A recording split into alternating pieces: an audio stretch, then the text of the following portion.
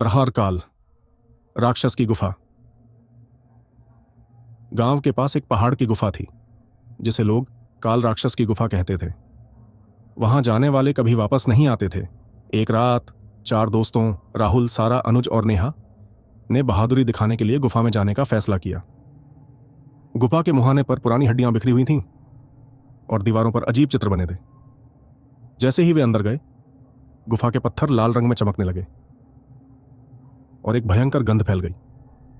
अचानक एक दरवाजा अपने आप खुला और अंदर से किसी के दहाड़ने की आवाज आई। कौन है जिसने मेरी गुफा में कदम रखा? डर के बावजूद राहुल ने टॉर्च जलाकर रास्ता देखना चाहा, लेकिन टॉर्च बंद हो गई। चारों ने अपने फोन की लाइट जलाकर आगे बढ़ा। तभी दीवारों पर खून से लिखा दिखा, यहां से वापस जाना मना है। नेहा ने जैसे ही एक पत्थर उठाया, जमीन हिलने लगी और एक गुप्त दरवाजा प्रकट हो गया। दरवाजा खुलते ही अंदर से सड़े हुए मांस की गंध और तेज चीखें आने लगीं। अचानक अनुज गायब हो गया। उसकी चीखें गुफा की गूंज में डूब गईं। आगे बढ़ते हुए सारा को एक काले तरल से भरा तालाब दिखा जिसमें परछाइयां तैर रही थीं।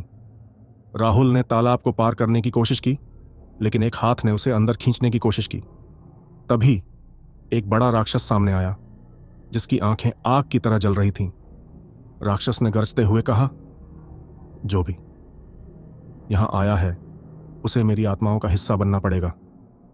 नेहा ने डर कर पीछे भागने की कोशिश की, लेकिन गुफा का रास्ता बंद हो चुका था। सारा ने गुफा में रखी एक पुरानी तलवार उठाई जिस पर लिखा था, इसे ही राक्षस खत्म कर सकता है। तलवार उठाते ही गुफा में बिजली सी चमकी और राक्षस की हंसी गूंज उठी। राहुल ने राक्षस पर हमला किया, लेकिन राक्षस ने उसे हवा में उठा लिया और उसे गुफा की दीवार में समा दिया।